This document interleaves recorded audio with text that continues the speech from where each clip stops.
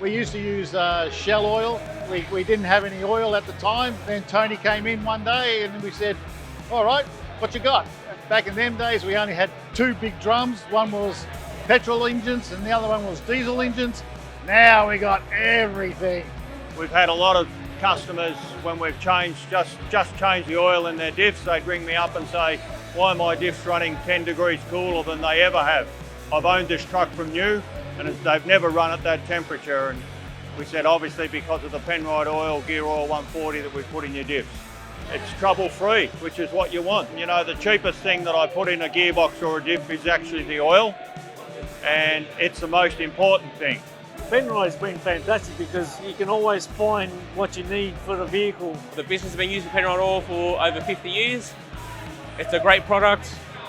It's, you know, you put the oil in and it's a no-brainer that it's going to work. I have a lot of faith in the oil. It's not so much about the cost of the oil, it's the quality in the oil. Great oil, fantastic oil. We had a lot of oils in the early years, and like Tony said to me years ago, if an oil is still clean after doing 10,000 kilometres, your oil's no good because it's not cleaning inside. It's got to be black.